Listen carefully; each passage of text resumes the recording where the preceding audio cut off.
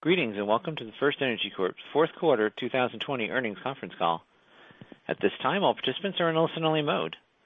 A brief question-and-answer session will follow the formal presentation. If anyone should require operator assistance during the conference, please press star zero from your telephone keypad. As a reminder, this conference is being recorded. It is now my pleasure to introduce your host, Irene Prezel, Vice President, Investor Relations for FirstEnergy Corp. Thank you, Ms. Prezel. You may begin. Thank you. Welcome to our fourth quarter and full year earnings call. Today we will make various forward-looking statements regarding revenues, earnings, performance, strategies, prospects, and other matters. These statements are based on current expectations and are subject to risks and uncertainties. Factors that could cause actual results to differ materially from those indicated by these statements can be found on the investor section of our website under the earnings information link and in our SEC filings. We will also discuss certain non-GAAP financial measures. Reconciliations between GAAP and non-GAAP financial measures, the presentation that supports today's discussion, and other detailed information about the quarter can be found in the Strategic and Financial Highlights document on the FirstEnergy Investor Relations website. Participants in today's call include our President and Acting Chief Executive Officer, Steve Strah, Senior Vice President and Chief Financial Officer, Jon Taylor, and our Executive Director and Independent Board Member, Chris Pappas. We also have several other executives available to join us for the Q&A session. Now I'll turn the call over to Steve. Thank you, Irene, and good morning, everyone. Before I get into our results, I wanted to kick off the call with a few words on a critical area of focus for FirstEnergy. Taking appropriate actions to address our recent challenges and fostering a strong culture of compliance, ethics, and integrity. We are deeply committed to creating a culture in which compliance is endemic and second nature, and where our leaders prioritize and encourage open and transparent communications with all of our stakeholders. This focus is absolutely essential for our success as an organization. Our commitment starts at the top and extends throughout the organization. We are working to ensure that every leader is actively engaged in setting the proper tone and creating an environment where not only our words, but our actions align with our core values and behaviors. We're building a world-class compliance function to underpin this effort, including bringing on Hyun Park as our new Senior Vice President and Chief Legal Officer in January. Hyun is the right person to step into this role at this time, and he will be instrumental in driving this cultural shift. We will also be appointing a Chief Ethics and Compliance Officer who will manage a dedicated team of compliance professionals and enhance our efforts to improve our compliance function by shifting from a decentralized to a more centralized model. In addition, we'll be designating compliance ambassadors throughout the company to act as boots on the ground, ensuring the entire organization understands the critical importance of compliance and what it means for each individual. We are also making significant changes in our approach to political and legislative engagement and advocacy.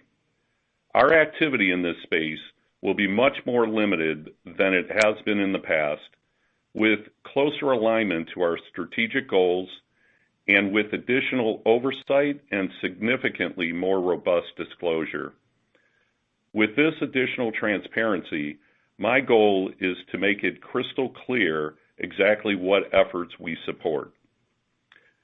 These efforts, together with enhanced policies and procedures, will help to bring additional clarity around appropriate behaviors at FirstEnergy. And through enhanced communications, training, and most importantly, our actions, we are dedicated to re-emphasizing that every employee at every level has the responsibility to consistently act in accordance with our core values and behaviors, and to speak up if they see inappropriate behavior anywhere in the organization. At the same time, we're taking decisive actions to rebuild our reputation and brand and focus on the future. This includes the decisions recently made with respect to Ohio that I'll talk about shortly. And while we don't control the timeline related to the DOJ and SEC, we will continue to cooperate fully with these government investigations and remain focused on the matters that we can control. Chris will address a number of actions the board has underway in a more detailed manner later in this call. But be assured that both management and the board will be relentless and take the steps needed to position our company for long-term success. Now, turning to earnings, today we reported 2020 GAAP earnings of $1.99 per share and operating earnings of $2.39 per share.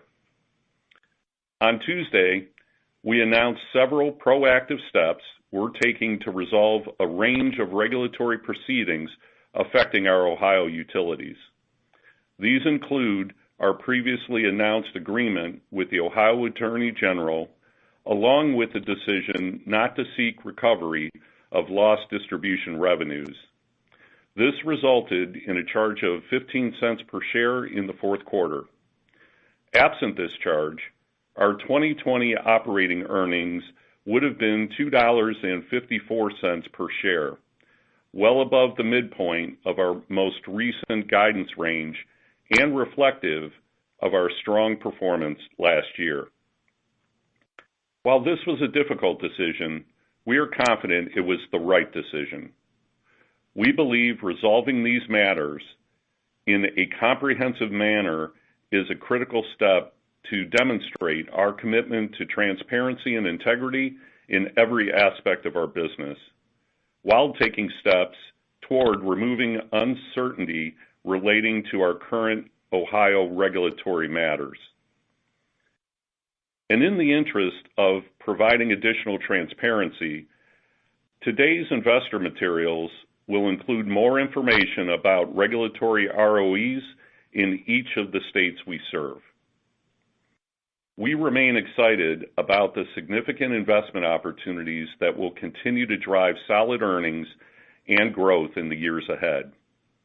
When we have further clarity in Ohio and with the ongoing government investigations, we intend to resume providing a long-term growth rate that should be consistent with traditional utility growth rates and similar to what we have provided in the past. For now, we are focusing on this year, and we have introduced 2021 operating earnings guidance of $2.40 to $2.60 per share. We have made these disclosures early so you would have time to absorb them before this call, because we have a lot of ground to cover today, including our solid operational performance last year, even in the face of the pandemic, our strategy for 2021 and beyond, including our commitment to building shareholder value, and the work we're doing to position the company for the future. Our fundamental performance continues to be excellent. We continued making demonstrable progress on our strategic goals, and we had an exceptional year from a safety perspective.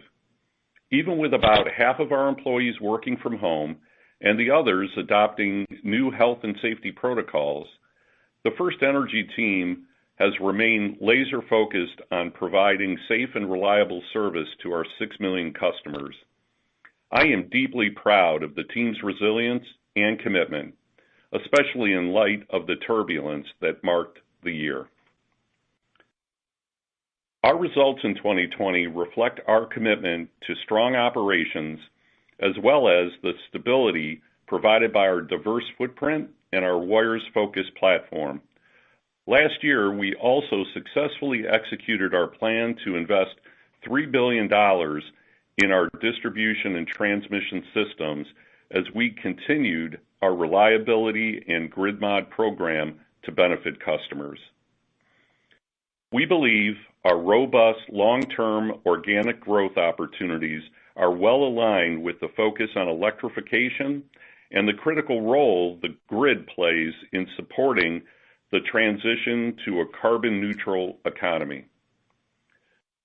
These opportunities and our goals that support them are included in our strategic plan, published last month and available on our website.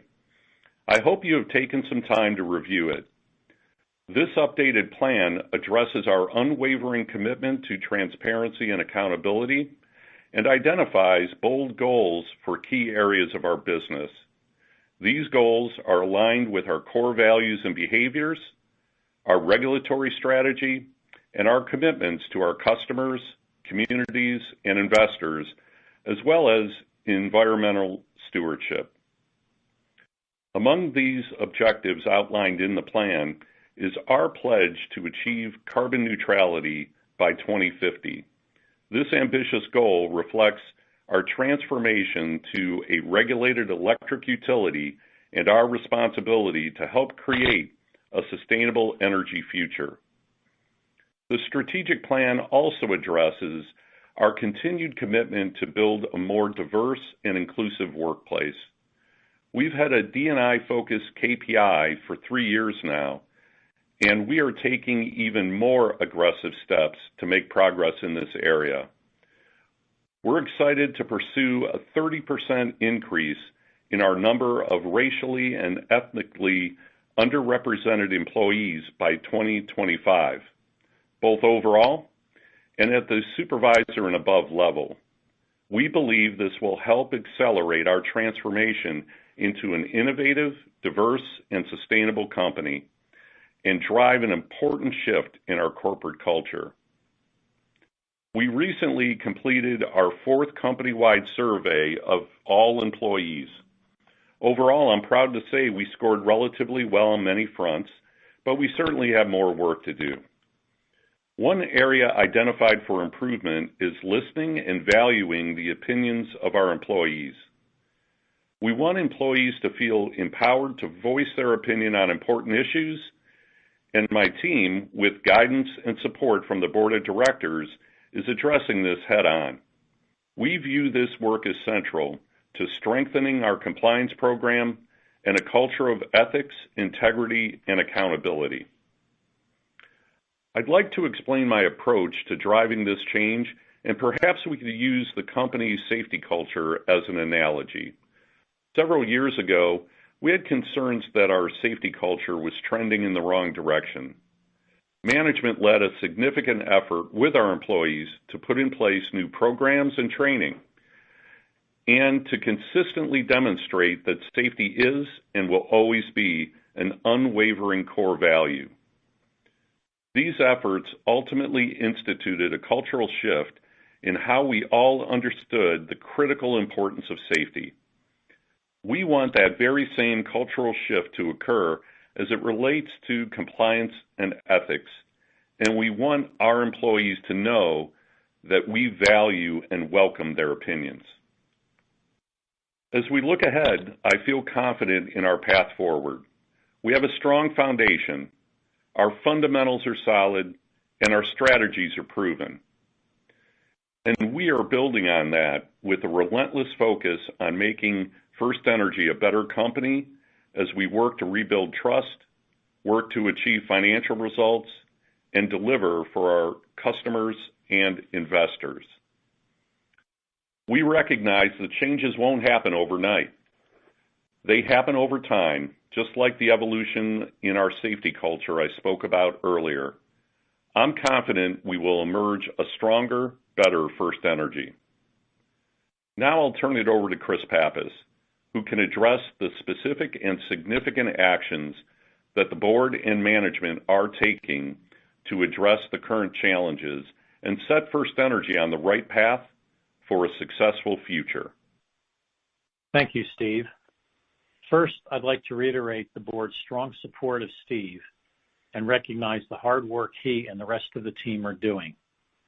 We commend their willingness to learn from the past and their absolute commitment to take this company forward on a new path, all while executing the company's strategy and keeping operations and financial results on solid footing.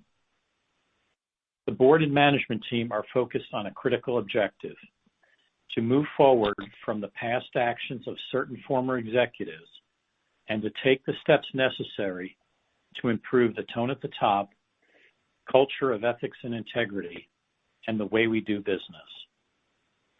Steve talked about a lot of the important work that is being driven by the new management team. Likewise, the board is committed to strengthening every part of FirstEnergy's culture and taking the necessary steps to reestablish credibility. Together, we have made much progress on the issues that confronted the company several months ago, and at the same time, we recognize there is more work to do. I'd like to recap some of the steps that the board has been actively engaged in to drive improvements in our culture of compliance. First, the board promptly put in place an independent committee with external counsel to oversee the internal investigation and to monitor the status of the various regulatory and legal matters facing the company.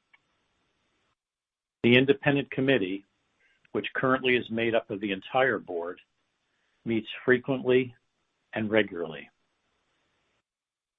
The board acted swiftly in the removal of 5 executives, named Steve Straw as acting CEO, established an executive director role, and expanded the role of the board chair, all to assist management and the board with the dynamics we faced in the first months of the investigation.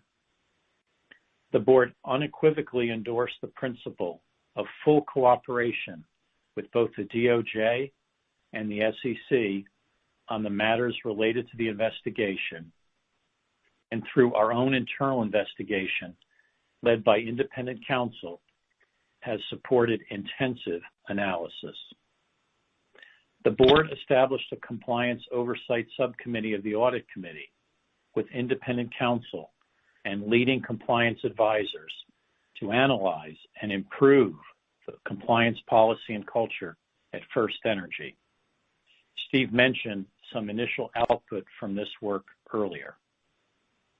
In addition, the board established a number of working groups to oversee and support various work streams, including communications, recruiting, and financial flexibility. And to that point, management has initiated a project called FirstEnergy Forward, a transformational effort to change the way the company does business.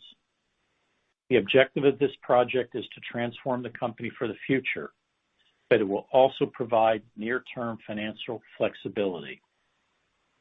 John will discuss this later on the call. We know there is particular interest in the status of the internal investigation. Hopefully, my earlier comments give you a sense of the intensity and the magnitude of the work that has occurred within the company and with the benefit of extensive external independent support. Our internal investigation continues to be thorough and robust and includes assistance from external law firms who are supported by several other consultants. The ongoing investigation has not resulted in any new material items not previously disclosed. In the course of the internal investigation, we did identify certain transactions which, in some instances, extended back 10 years or more, including vendor services that were either improperly classified, misallocated to certain of the utility or transmission companies, or lacked proper supporting documentation. These transactions resulted in amounts collected from customers that were immaterial to FirstEnergy, and our utility and transmission companies will be working with the appropriate regulatory agencies to address these amounts. Our internal investigation will also continue to address any new developments in connection with the ongoing DOJ and SEC investigations. More importantly, we are increasing our focus on another critical aspect of our work, moving FirstEnergy forward. The fresh perspective of Hyun Park and a new Chief Ethics and Compliance Officer will be invaluable to creating an environment where the entire team is committed to embracing the right behaviors and embedding a strong culture of compliance. To further that effort, we also announced this morning that we have hired John Somerhalder as Vice Chairman of the Board. It is my pleasure to welcome John to the board in his new role. He will also join the executive team on a transitional basis as Executive Director and act in advisory capacity to support efforts to achieve the company's priorities, restore its reputation, and strengthen its overall governance and compliance functions. John is a 40-year industry executive with extensive energy experience in navigating complex challenges and driving strong corporate governance. Bringing John into this full-time role means that I will step back from the executive director position I've held since October and return to my regular duties as an independent board member by April 1st. And importantly, we will continue to fully support the management team as it transitions FirstEnergy to the future as a more resilient company. Despite the challenges the company has faced, FirstEnergy's operating fundamentals are strong, and we have a great platform of assets. Together, we have put in place a robust plan to move forward and to position FirstEnergy as an industry leader, one we know it can be, and one that will deliver excellent value to its customers and shareholders. We look forward to working together alongside with management in this effort. Now I'll turn the call over to John Taylor for a financial update. Thanks, Chris, and good morning, everyone. Today I'll review our financial results and expectations and provide an update on several other financial matters. This morning we reported fourth quarter GAAP earnings of 45 cents per share with operating earnings of 32 cents per share. Our operating results include the charge at our Ohio utilities that Steve mentioned earlier. Absent this charge, our results reflect continued rate-based growth related to our transmission and distribution investment programs, a favorable mix of customer usage reflecting the impact of our residential customers staying at home, and higher expenses mostly associated with the pandemic. Additional fourth quarter data is available in the supporting materials on our website. So in light of our lengthy agenda for this call, I'm going to focus on our results for the full year of 2020. As Steve mentioned, we reported 2020 GAAP earnings of $1.99 per share and operating earnings of $2.39 per share, which compared to 2019 GAAP results of $1.70 per share and operating earnings of $2.55 per share. In our distribution business, in addition to the 15-cent charge at our Ohio utilities, results for 2020 as compared to 2019 reflect the absence of rider DMR in Ohio, which was in place for the first half of 2019, and higher operating costs. These were partially offset by higher revenues from increased residential usage, as well as earnings from our distribution enhancement programs. Although total weather-adjusted sales decreased 2% in 2020, normal usage from our residential customers increased 5% for the year, which from an earnings perspective more than offset the 6% decrease in commercial and industrial load. While this shift has moderated as the pandemic wears on, we have seen higher weather-adjusted residential usage relative to our latest forecast in the 2 to 4% range, with flat to slightly higher C&I usage. In our transmission business, approximately $550 million in rate-based growth drove stronger results, which were partially offset by higher financing costs, the impact of transmission rate true-ups, and the absence of tax benefits recognized in 2019. And finally, at our corporate segment, full year 2020 results primarily reflect higher corporate expenses, higher interest costs, and a lower consolidated tax rate. Today, we are providing 2021 operating earnings guidance of $2.40 to $2.60 per share, and first quarter operating earnings guidance in the range of 62 cents to 72 cents per share. Our expectations for the year include capital investments of up to $3 billion, with 100% of the $1.2 billion in transmission investment and approximately 40% of the $1.7 billion in distribution investment being recovered in a formula rate. Our transmission plan includes continued expansion of our Energizing the Future program. In New Jersey, we filed an uncontested settlement agreement with FERC on February 2nd in our forward-looking formula rate case.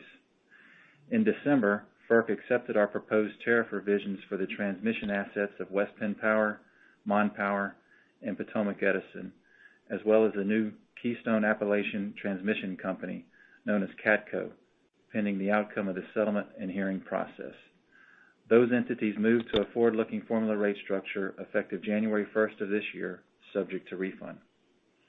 Other key drivers for 2021 include the impact from the base distribution case at JCP&L, continued investment in our distribution enhancement programs, and lower operating costs. We expect these drivers to be partially offset by higher interest expense, which includes close to 4 cents per share associated with the step-up on $4 billion of holding company bonds and 5 cents per share associated with our revolver borrowings that I'll address in a moment. Additionally, our load forecast has a more typical usage profile for our residential customers and a slower recovery to pre-pandemic levels for our C&I customers.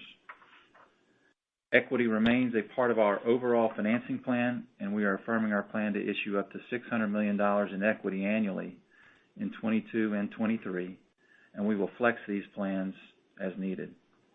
We remain committed to maintaining adequate liquidity for our distribution and transmission subsidiaries. At year-end, our liquidity was approximately $3 billion, with $1.7 billion of cash on hand and $1.3 billion of undrawn capacity under our credit facilities. We currently have $2.2 billion of short-term borrowings, of which approximately $2.1 billion was incurred in November as a proactive measure to increase our cash position to preserve financial flexibility. And we have committed to our bank group that, as we work through our financing plan, we expect to reduce short-term borrowings with the timing and amount dependent on a number of factors. Our current maturities of long-term debt remain manageable, with only $74 million maturing in 2021. We remain in close contact with the rating agencies, who are intensely focused on governance and the actions we are taking to strengthen our compliance environment and controls. Improving our credit metrics at FirstEnergy while committing to return to investment grade as quickly as possible and maintaining the strong credit ratings at our utilities are key priorities. We are targeting future FFO to debt metrics in the 12 to 13% range at the consolidated level as we work to address some of the uncertainties that Chris and Steve mentioned. We know how important the dividend continues to be for our investors.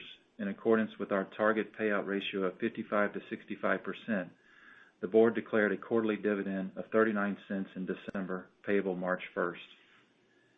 And as we mentioned on our third quarter call, our intent is to hold the 2021 dividend flat to the 2020 level of $1.56 per share, subject to ongoing board review and approval. The board will obviously need to consider the entire landscape of the investigation process before each quarterly dividend is declared.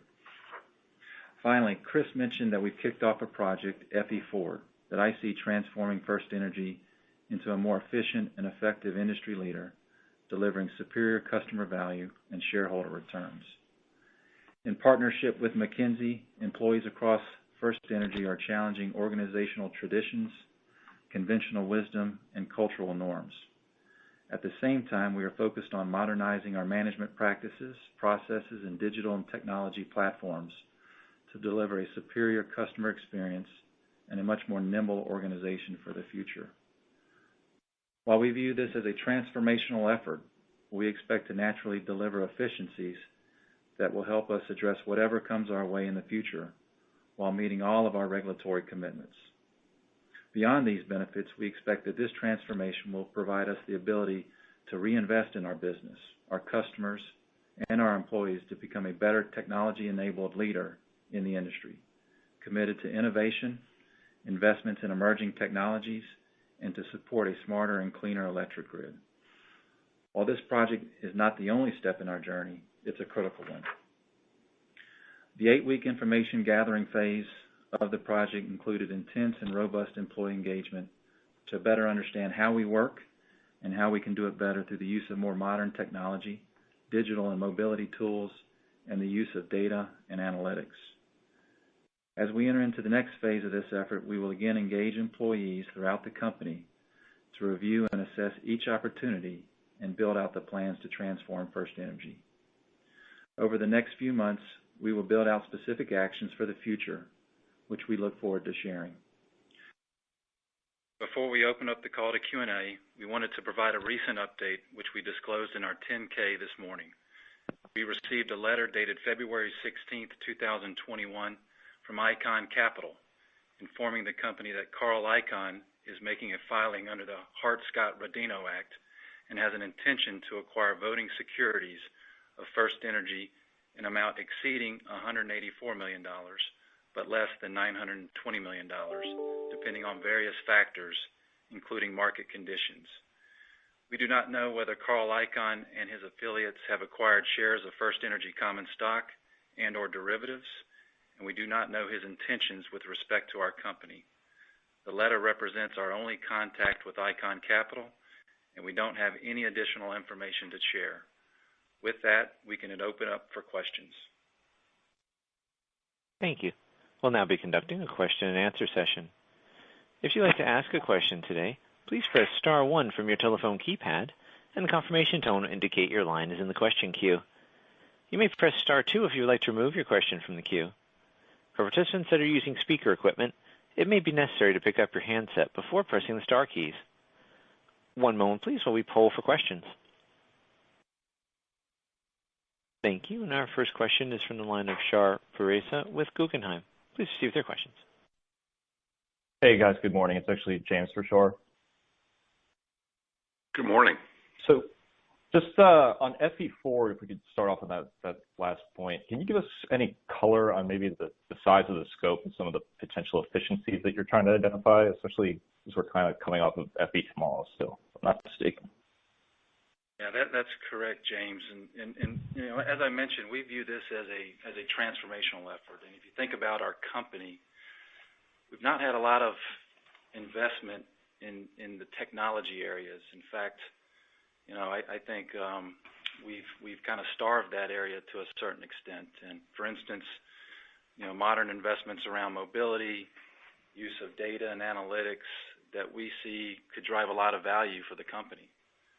In some instances, I would tell you that we're operating on late 90s and early 2000 vintage platforms. And so we see a lot of opportunity for efficiency there.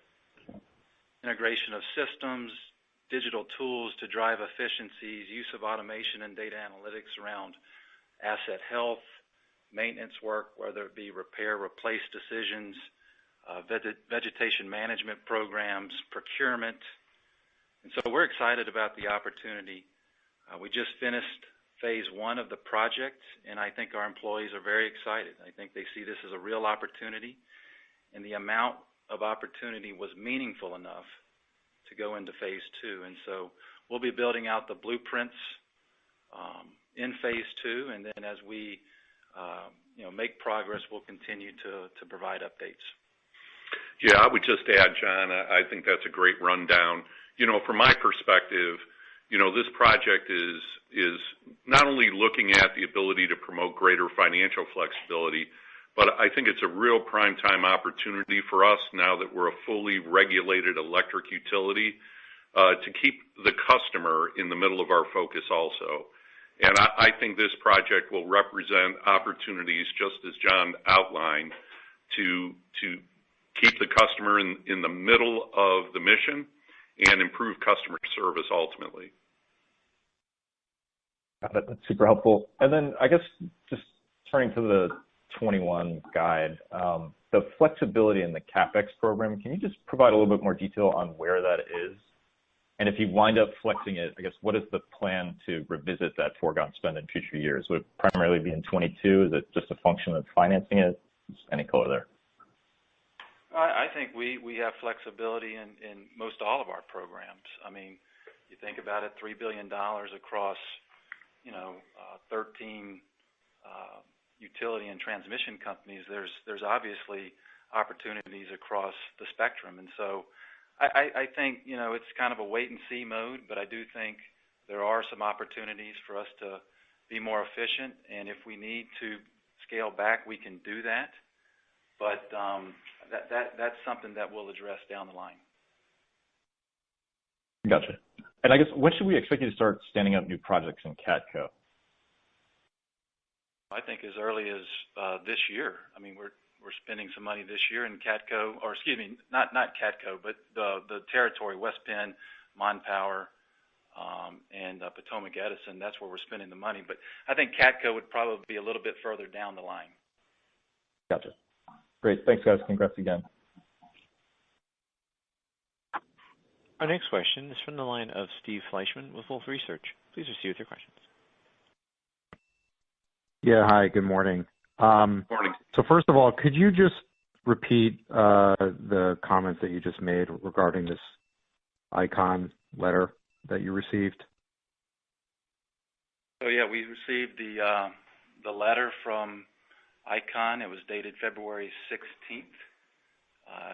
It expressed his intentions to buy securities of FirstEnergy, and that's pretty much all we know at this point in time.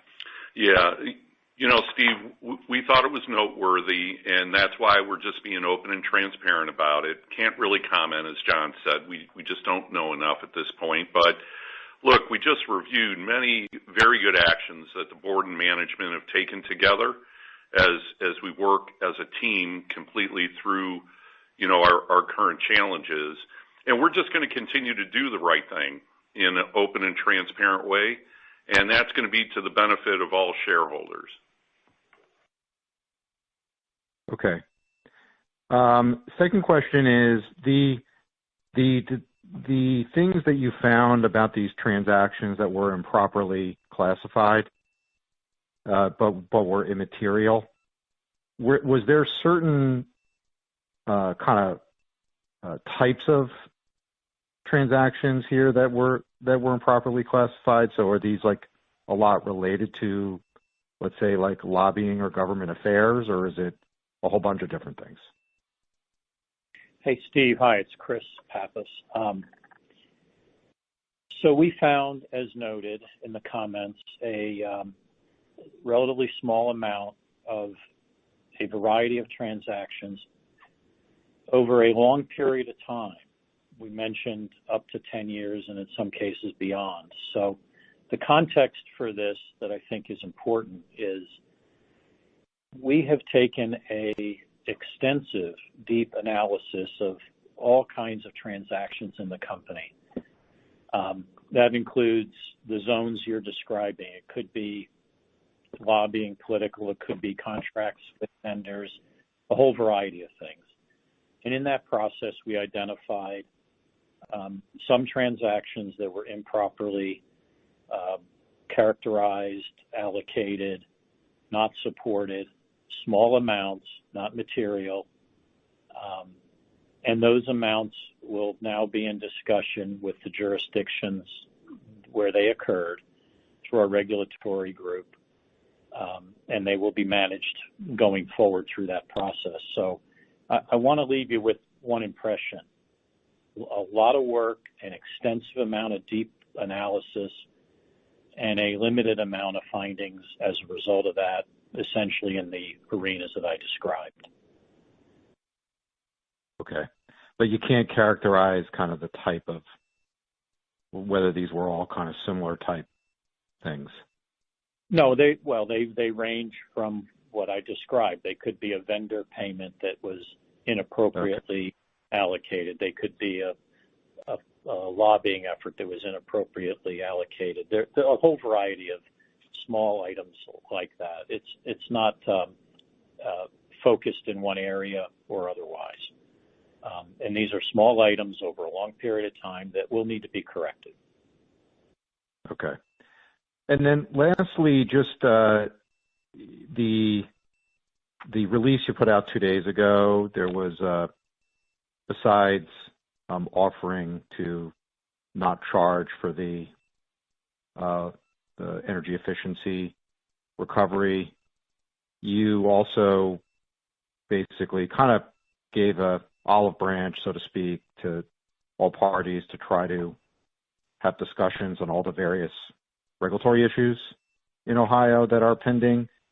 Do you have any sense of reaction to that, and or any sense that other parties are interested in negotiating with you right now? Yeah, Steve, I would just say in general, we're taking a new and fresh approach to Ohio. You know, it's one of collaboration and creating a more constructive environment. And it's really around listening and learning in terms of not only the regulators' views, but all of our stakeholders. And the first step was to forego the lost distribution revenue issue. You know, it was consistent with the partial settlement that we arrived at with the Ohio Attorney General, and we felt as though it was the right thing to do. And this idea of taking the known items that are on our collective agenda in Ohio and bundling them together in a collaborative process is really what we're aiming at here. And I'm going to turn it over to Eileen Mickelson to give us a sense of dialogue that we have had at a very high level, and then any other color commentary, if you will, you'd like to lend. Thanks, Steve. Good morning, everyone. It's Eileen Mickelson, and I'm Vice President of Rates and Regulatory Affairs. As Steve mentioned, we have begun the process of outreach to various regulatory stakeholders in the state of Ohio, trying to express to them our interest in moving forward in a clear, transparent, cohesive fashion, but also taking time to listen to what is important to the various regulatory stakeholders, and using that listening exercise to collectively craft a solution that will move us forward for our customers and for the state of Ohio as well as the company. In terms of early returns, I think folks are very interested in moving forward with this process. As you might expect, their enthusiasm is tempered a bit by let's wait and see. We have to put our money where our mouth is in terms of our ability to listen and work collectively with these people, and we're willing to run the gates to do that in order to gain the trust and support of the stakeholders in order to move us forward in the regulatory process here in Ohio. Thank you very much. Our next question comes from the line of Julien Dumoulin-Smith with Bank of America. Please proceed with your questions. Excellent, guys. Good morning. Thank you. So perhaps let me try to clarify a couple points from the last couple questions here. So first, can you try to summarize what's reflected in your 21 guidance with respect to the cost-cutting efforts that you just alluded to? And I know that they're transitory, so I just want to understand 21 and what that means for 22, because obviously there's cost-cutting, there's potentially paying down the revolver here, and then also more holistically, how do you think about balance sheet improvement here, right? You talk about flexibility, et cetera. What can we expect in terms of just overall latitude to firm up the balance sheet for whatever may come? So, Julian, this is John. So I would tell you that we don't have anything in the current plan related to FE Forward. We view this more as a transformational effort that's going to take some time. It could take 2 to 3 years. There could be some opportunities for some quick wins, but we don't have anything currently baked into our 21 plan. There could be a little bit of upside. I'm not going to commit to that right now. But as we work through the next phase of this project, we will see if there's opportunity to accelerate some of the opportunities, or we just let it flow naturally through the course of the program. But again, I don't view this as a cost-cutting exercise. I view this more of a transformational effort that's really focused on creating efficiencies for the long term. Right. And on the balance sheet, how would you describe the creating padding, if you will, through this and other efforts? Well, I mean, I think as you know, if we are able to create efficiencies through the P&L, obviously that's credit positive. So we can look for those types of opportunities. It might scale back some of the CapEx in terms of being more efficient in the work we do. But at the end of the day, the plan is going to be to reinvest some of those dollars into our customers, our employees, and for emerging technology type of investments, and to support kind of a renewable type of grid. And so, it's not going to be dollar for dollar efficiencies. It's going to be, efficiencies used to reinvest in our business, whether that be employees or customers. Understood. Excellent. If I can just jump in and clarify the last response a little bit too, with respect to stakeholders in Ohio and the new approach. Obviously, there's myriad dockets out there right now. How do you think about bringing stakeholders together to get some resolution? I mean, obviously, you've got to deal with each one of these, but could there be something more comprehensive? And if so, what would that look like? Again, I'm not presuming that there is. It's Eileen, and thanks for the question. I think what we intend to do, as you're right, there are a number of open proceedings in Ohio, but as I mentioned earlier, what we intend to do is the first step in this process is really listen to the various stakeholders to understand what their interest is, what their concerns, if any, are with respect to the regulatory construct. And I would say that includes open proceedings, but it includes whatever's of interest to the regulatory stakeholders. We want to sweep all of that into one big process. I will say it is not our intention to step away from or interrupt any of the work that's currently going on from the commission proceedings, whether it's the show cause proceeding or the corporate separation proceeding or the audit of DMR. We expect that work to continue. We will fully participate and cooperate in that work. But on a parallel path, we want to be working with all these parties to understand what's important to them and what we can do collectively to move this issue forward in the state of Ohio.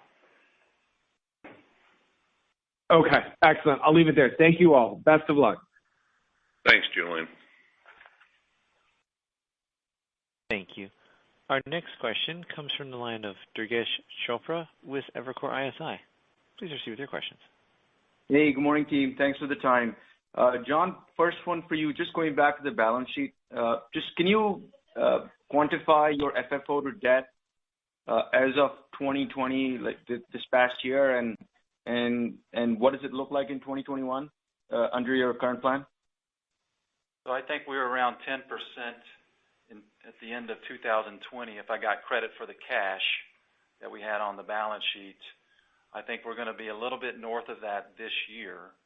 But that's going to improve over time as we issue the equity, as we look to implement FE Forward. And so we're targeting, sometime once we get through some of these uncertainties in the 12 to 13% range. That is our target for our go-forward plan. Got it. Okay. So 2020 plus is when you expect to be in that 12-13 range. Understood. Okay. And maybe just, anything, and you may not be able to comment on this, but just can you give us any more color on the federal investigation process? Where does that stand? Are you exchanging information or answering their questions? Just any other color would be appreciated. Thank you. Well, this is Steve. Oh, I'm sorry. Go ahead, Chris. Okay, Steve, and then you can follow up. But Sure. So the short answer is we're still cooperating. Look, we have taken the approach from the beginning that cooperating with both the DOJ and the SEC and in full cooperation is the right approach. We have done a number of things to support that, and we'll continue to do that. Otherwise, we really can't comment any further. I would, however, say that the cooperation is just one of the cornerstones of the shift and change in this company that Steve and others are driving. And I hope you're getting that impression more broadly, not just around the cooperation, but more broadly around the dynamics of compliance improvement, the activities of the board, the bringing on of a new executive director and vice chair with extensive experience in the energy and utility space, John Summerhalder, who will be a great add, the bringing on of Hyun Park, the eventual onboarding of a new compliance and ethics officer, the changes that the company's making in its compliance and ethics program as part of the work of the subcommittee of the audit committee. All of these things in concert are moving the company forward in a way that FirstEnergy is going to emerge from this as a, we think, stronger and a different and better company. So I'd like you to keep all of that in mind as you guys think about the dynamics going on here. Steve, go ahead. Chris, I think really you summarized it very well there. So, I can speak in particular for the management team. We're very excited to bring John on with his deep and long experience, and we're just really very excited to get started. Understood. And certainly we do appreciate it, and thanks for the added disclosure in the appendix. Thank you. Thank you. Our next question is from the line of Jeremy Tonet with J.P. Morgan. Please proceed with your question. Hi, good morning. Good morning. Thanks. Just wanted to pick up with the discovered deficiencies. And could you provide which states these materialized in, if they're outside Ohio as well? And do you expect these findings to represent the full extent of reporting deficiencies here, or could there still be more? Oh, hi, Jeremy. Chris. So, look, as we said, extensive, deep, long work, long time frame work, small amounts. The majority of it is in Ohio, but there are small amounts in other states. All of those will be addressed by Eileen and her team. We believe in a constructive manner with those jurisdictions. They're very small amounts. We don't expect them to have an impact on the company. Got it. That's helpful. I was just wondering if you might be able to provide any more kind of early feedback you've gotten on some of the recent steps you've taken here. It seems like, quite comprehensive overall. Do you think these are enough to mitigate concerns over internal practices while we wait for the resolution of the investigations here? And have the agencies given you any feedback on these recent measures? Well, all I can say is we're in touch with the agency regularly. And we are continuing our work. We have done a lot of work, and we'll continue our work. I'm not going to predict timing or outcome of either our internal continued work or of course, the federal work. But yes, to your question, are we working with them closely on these activities? Of course. So Jeremy, this is John. I'll add a little bit of color there. So we've been meeting with the agencies every month for the past, and I'm talking about the rating agencies, for the past several months. I think the meetings have been very productive. We've had Chris on the call a couple of different times. Their focus is on governance, compliance, and, we've been providing them updates as we make progress. I think the meetings have been very constructive, and I feel as though they're positive meetings, but I think they're still in kind of a wait-and-see mode.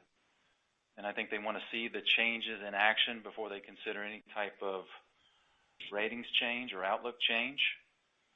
And I think they also want to see how this investigation plays out. So we're going to continue to meet with them on a regular basis and update them on our progress. But I think so far the meetings have been very constructive, been very open and very transparent. Got it. And any other early feedback from other stakeholders in response to actions you've taken here? think in general, if you would look at the regulators that we have approached, there is a thankfulness by them relative to us reaching out in a very transparent manner on issues of interest. So once again, we as a company are going to continue to take what I would call a no surprises approach, and I think that's being received very, very well. I think as Chris had talked through in his prepared remarks, the board has taken comprehensive and decisive action in a number of different ways, and I think from the various stakeholders that we've been in touch with, the feedback certainly has been very good. There's a difference, however, between talking about creating change and then being that change, and that's exactly what we're in the process, converting words into action, and there will be more. Got it. That makes sense. I'll stop there. Thank you. Thank you. Our next question is from the line of Paul Fremont with Mizuho. Please proceed with your questions. Great. Thank you very much. I wanted to focus on a change in language between the current 10K and the last 10Q on the $4 million termination payment. You basically say you believe that the payments under the consulting agreement now may have been for the purposes other than those represented within the consulting agreement. Can you maybe elaborate a little bit on that? And is this $4 million payment included in the accounting classifications that you mentioned earlier? So Paul, this is Hyun Park, the company's new COO. What I would say is that as these investigations proceed, we learn more and we understand more. And as we do so, we update our disclosure. And the language that's in the 10K it reflects our current understanding of that situation. So I'll just refer you to the 10K and the rest of the disclosure in there. And does this fall within sort of the accounting payments that are under review or that are being reclassified? Yeah, Paul, this is John. The $4 million was part of the analysis that Chris spoke of earlier. But I would just add, for sake of clarity, that if we talk about a nominal payment amount, that doesn't necessarily equate to the amounts that would have been included in customer rates. There's a whole rate-making process and timing around that really translates the nominal dollar amount that we're talking about relative to the payment into what would actually landed in customer rates. Great. Thank you very much. Thank you, Paul. Our next question is from the line of Stephen Byrd with Morgan Stanley. Please proceed with your questions. Hi, good morning. Good morning. I wanted to start just as you think about your equity needs over time, in terms of just your overall approach. I guess if you were to sell just common stock at the current level, it's obviously very dilutive given the very low multiple. We've seen other utilities approach raising capital in pretty interesting ways, much more accretive ways. For example, selling a minority stake in some divisions. Looks like there's a tremendous amount of appetite among sort of infrastructure investors to own pieces of utilities. As you think about, I know you don't sort of have imminent needs, but as you think conceptually about your approach to raising equity, are you sort of open to different approaches? What are your thoughts in terms of what might be the range of options and what might look more or less attractive to you? Yeah, Stephen, this is John. I think we're open to different approaches, and in fact, we look at that quite regularly. I would tell you, and I think you're referring to the Duke asset sale. That's right.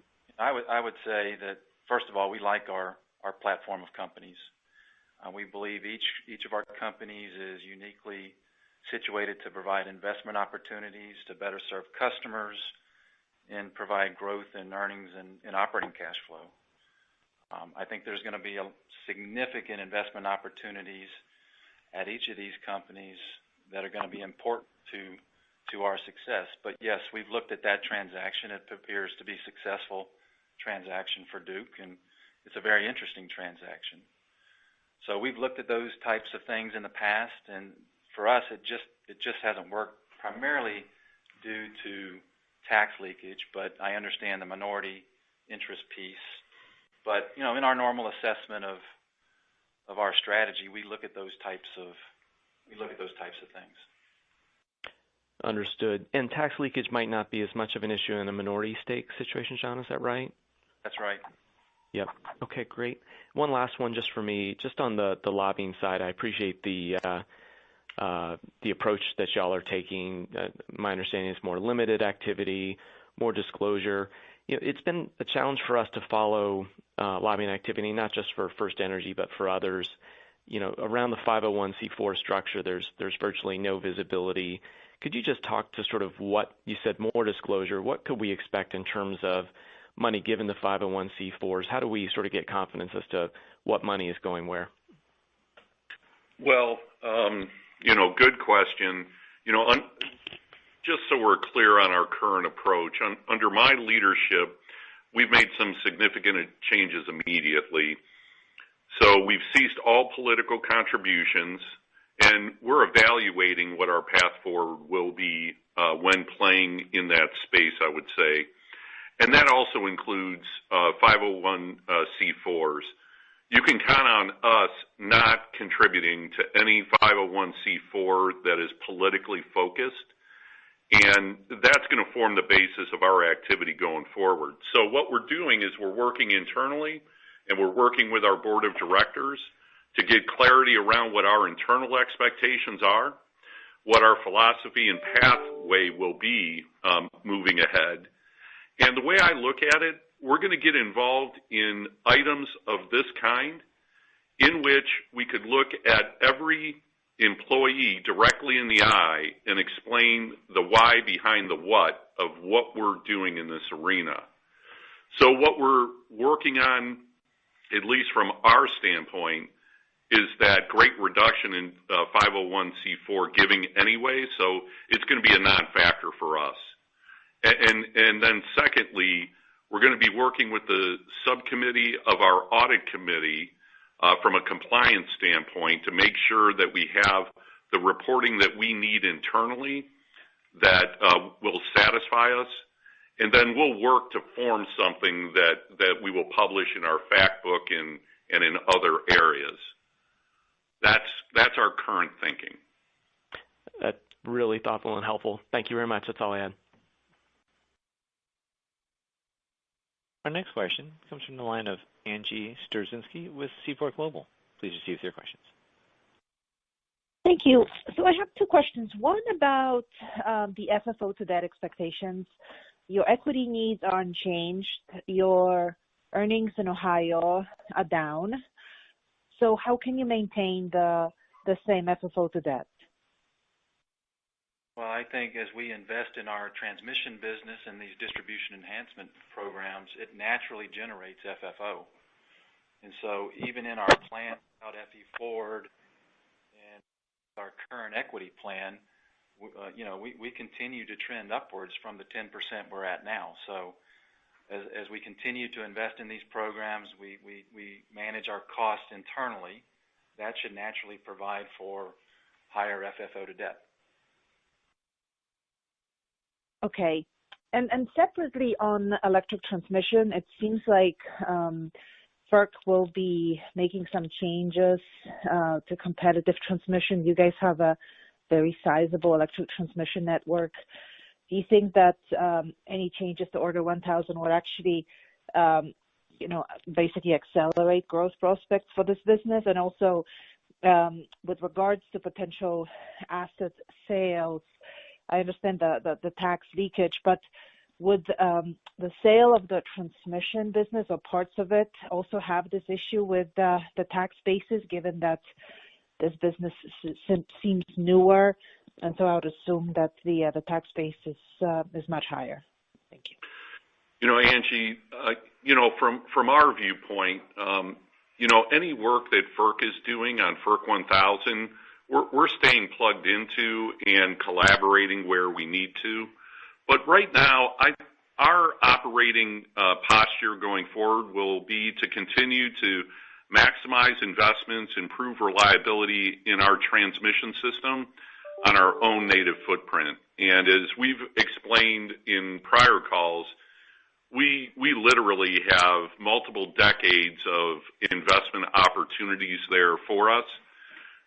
We will have our complete transmission system over time on formulaic rates, and we view it as an excellent growth platform for our company. But I would also emphasize that we have clearly improved reliability for those areas our Energizing the Future transmission program is focused on, in particular in terms of reducing customer outages in some cases by 50%. So we'll let FERC continue their work, but currently our current business plan is solid. Once again, we have a great and diverse footprint to move investments around, and that's what you can count on us for moving ahead. And Angie, to your second question, if you look at FET, the tax basis is probably lower than you think because of bonus depreciation and dividends and that type of thing. So the transaction that Stephen was mentioning wouldn't even trigger a tax consequence just because you're selling a minority share. But if you were to sell a bigger share, it would have some tax consequences. Okay, thank you. Thank you. Our final question this morning is from the line of Michael Lapides with Goldman Sachs. Please proceed with your questions. Hi, guys. Thank you for taking my questions, and it sounds like you're making a lot of progress on a lot of change over a short period of time. I have a few. First of all, in your 2021 guidance, are you incorporating a step up in kind of G&A costs? I mean, obviously the various law firms, external advisors like McKinsey, I would assume they aren't free. So I assume that's a little bit of a headwind if it's possible to quantify it. That's the first question. The second question is a little bit on pension funding requirements. There's detail in the back of the slide deck. I just want to sanity check. Are you commenting, am I reading this right, that the cash pension funding requirement as of now is actually a little bit less than some of your disclosure at this time last year? Michael, this is John. So you're correct. It's about $100 million lower in 22 and 23. I think it went from $500 million to $400 million. And that's primarily attributable to the asset performance this year. We had tremendous asset performance in our pension portfolio, close to 15%. And so that reduced the funding obligation for those years. With respect to your question around costs, I actually think we're going to see operating costs decline year over year because we're not anticipating as much what I'll call pandemic costs that we incurred in 2020. If you think about all the personal protective equipment, all the contractors and bad debt expense for our receivables that we incurred in 2020, although we expect that to continue at some rate, but not to the rate that we saw in 2020. So I actually think you'll see a step down in our G&A costs. Got it. So G&A and O&M down year over year when I think about the 2020 to 2021 bridge. That's correct. Got it.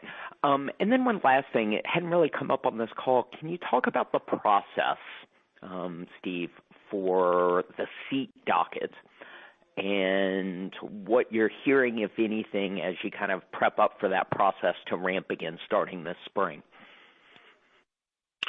Yeah, so Michael, I would just say that is an open docketed item, and just as we had mentioned earlier, we're going to take a very open and collaborative approach on that. And for a further view, I'd like to just turn it to Eileen. Oh, thanks, Steve.